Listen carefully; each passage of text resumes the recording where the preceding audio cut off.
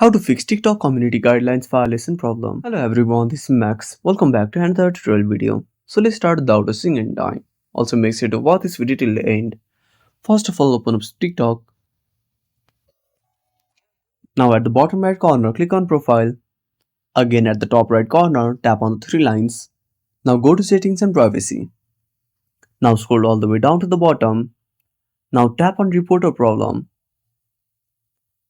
Now scroll down. Now tap on chat with us.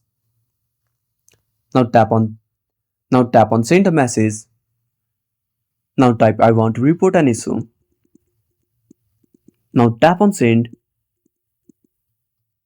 Now simply tap on submit a ticket. Now describe the issue. You can also attach the screenshot and tap on submit. Now wait for some time until TikTok support team fix the issue. And that's it. Thanks for watching. Make sure to subscribe our channel and hit the bell icon. See you in the next video.